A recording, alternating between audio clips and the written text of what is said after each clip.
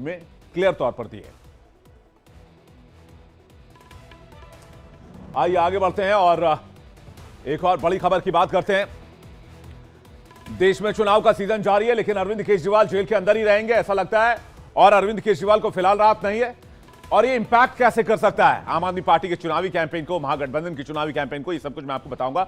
और आज कोर्ट में क्या हुआ ये भी मैं आपको बताऊंगा।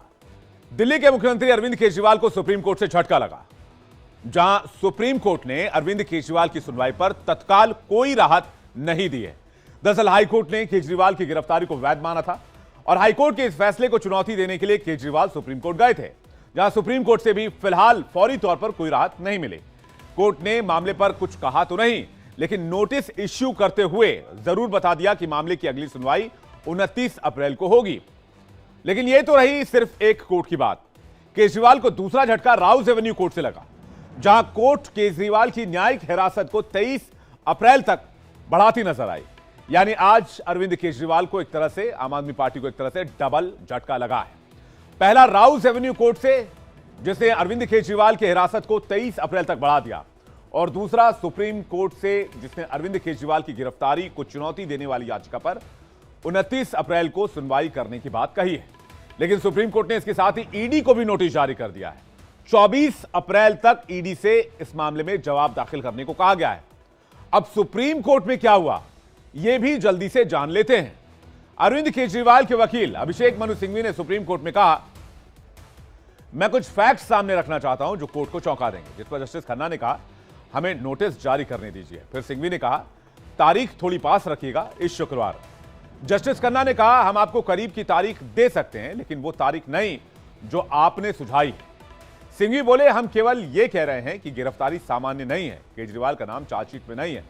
15 बयान है, गिरफ्तारी केवल इसलिए थी ताकि केजरीवाल चुनाव प्रचार ना कर पाए। इस पर सॉलिसिटर जनरल ने कहा कि हम इस दलील का विरोध करते हैं। फिर जस्टिस खन्ना ने कहा, 29 अप्रैल से शुरू हो रहे हफ्ते में सुनवाई करेंगे। फिर अभिषेक मनु सिंघवी, जो केजरीवाल के वकील है, वो कहते हैं कि जल्दी सुनवाई की अपील है, प्लीज इसे मान लिया जाए। फिर जस्टिस खन्ना तुरंत बोलते हैं, जितनी जल्दी सुनवाई कर सकते हैं उस दिन की तारीख आपको दे रहे हैं, और 29 अप्रैल की तारीख अरविंद केजरीवाल को मिल गई। यानी अरविंद केजरीवाल की एक तरह से दोहरी परीक्षा थी, और ऐसा लगता है दोनों ही परीक्षाओं में उन्हें झटका लगा। राउज एवेन्यू कोर्ट से केजरीवाल की न्यायिक हिरासत बढ़ाए जाने के बाद यह तो तय हो गया है कि अब 23 अप्रैल तक अरविंद केजरीवाल तिहाड़ जेल के बैरक नंबर 2 में ही रहेंगे। और इस फैसले ने आम आदमी पार्टी के सामने मुश्किलें खड़ी कर दी। कैसे, यह भी मैं आपको बताता हूं। होगा क्या, 23 अप्रैल तक जेल में रहने से केजरीवाल 2 फेज का चुनाव प्रचार नहीं कर पाएंगे। यानी कि फर्स्ट 2 फेज में आम आदमी पार्टी के एक बड़े फेज और महागठबंधन के एक बड़ा चेहरा होने के नाते वो चुनाव प्रचार में नहीं जा पाएंगे। पहले चरण का मतदान 19 अप्रैल को होना है, उस दौरान अरविंद केजरीवाल जेल में ही रहेंगे। 26 अप्रैल को दूसरे चरण का मतदान होना है। दूसरे चरण का चुनाव प्रचार 24 अप्रैल को खत्म हो रहा है। ऐसे में अगर केजरीवाल 24 को बाहर भी आते हैं तो भी चुनाव में प्रचार करना मुश्किल होगा।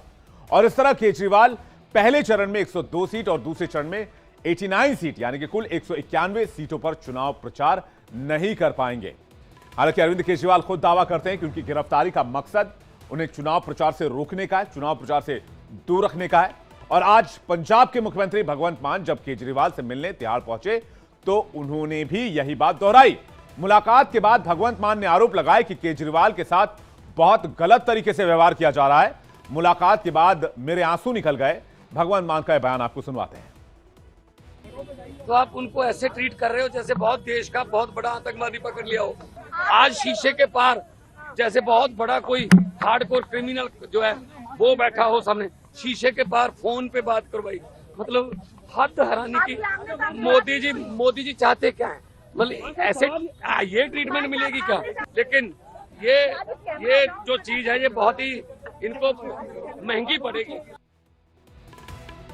केजरीवाल के जेल जाने के बाद आम आदमी पार्टी बार बार यह दावा कर रही है कि दिल्ली के मुख्यमंत्री अरविंद केजरीवाल ही बने रहेंगे और दिल्ली की सरकार जेल से ही चलेगी।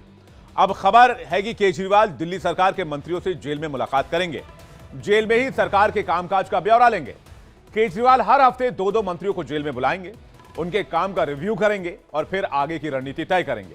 केजरीवाल मंत्रियों का रिकॉर्ड भी चेक करेंगे जेल के अंदर। इस पर आम आदमी पार्टी के नेता संदीप पाठक का बयान आया, आपको सुनवाते हैं।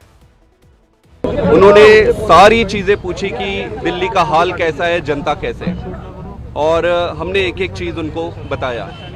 उन्होंने ये भी कहा कि अगले हफ्ते से वो 2-2 मंत्रियों को बुलाएंगे और 2-2 मंत्रियों को बुलाकर दिल्ली के सारे कामों का रिव्यू करेंगे। उसके साथ साथ उन्होंने मुझे ये भी कहा कि मैं सभी विधायकों से मिलूं और सभी विधायकों से मिलकर उनको ये कहूं, उनका केजरीवाल साहब का ये मैसेज उनको दूं कि वो अब अपने गली गली में, घर घर में, अपने एरिया में जाके जनता से मिले। किसी को कोई तकलीफ नहीं होना चाहिए, किसी को कोई दुख नहीं होना चाहिए। आज तक जितनी सेवा करते आ रहे थे उससे 10 गुना ज़्यादा सेवा करना है। उन्होंने ये भी कहा। अब आम आदमी पार्टी के नेता जेल से सरकार चलाने का दावा तो कर रहे हैं, लेकिन वहीं नेता ये भी कहते दिखते हैं कि केजरीवाल से मुलाकात हो ही नहीं पा रही। आज ही भगवंत मान ने कहा कि वो केजरीवाल को देख भी नहीं पाए। ऐसे में सवाल ये कि केजरीवाल मंत्रियों से मुलाकात कैसे करेंगे और किस तरह से केजरीवाल मंत्रियों से कम्युनिकेट करेंगे।